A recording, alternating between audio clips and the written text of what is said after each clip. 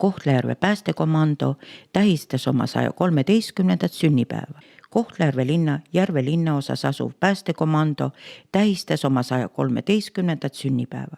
Ühel vanimal Ida-Virumaa päästekomandol on rikas ajalugu, mis on alguse saanud ajast, mil hakkas arenema põlevkivi kaevandamine. Üle sajandi on päästemeeskond jälginud kaevanduspiirkonna ohutust.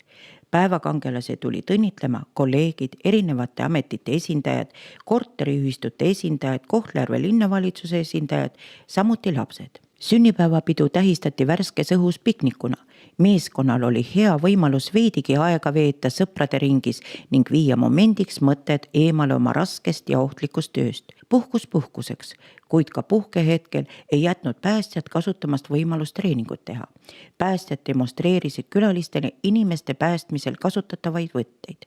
Täna oli see demonstratiivesinemine, kuid muudel juhtudel tuleb päästjatel seda tööd teha, sealjuures riskides oma eluga. Kahjuks paljud päästjad on madala palga tõttu sunnitud lisatööl käima, kuid vaatamata sellele on neile päästjaamet ikka esikohal. Ma arvan, et mul suurem osa päästja on nüüd seda, kas need sündmusele päästjale minna see risk või kas nad väga nüüd selle peale mõtlevad.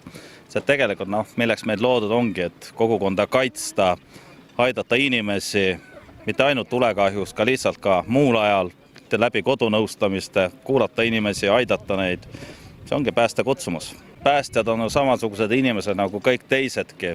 Selleks, et peret ära toita, ei pea töötama tõesti 2 kohaga. Võib-olla tulla pääste töö peale, kus sa oled võib-olla teisest töökohast tulnud, sa oled väsinud. Ja samas sa võid seesama väsimuse panna iseenda meeskonda riskile, sest et sa oled võib-olla väsintult teiselt töölt. Või hommikul minna teisel tööle, palju pere sind näeb, kui sa kogu aeg ainult töötad. Ja kindlasti see on ei ole kõige parem päästjale. Täna töötab Kohtla-Järve päästekomandos 27 inimest. Päästekomando komandopealik Kaido Parts teatas, et neil on õnnestunud viimaste aastatega vähendada tulekahjude arvu 40%. See ei ole üksnes meeskonna koordineeritud töö tulemus, vaid abiks on olnud ka koostöö erinevate organisatsioonide, korteriühistute ja kohalike omavalitsustega.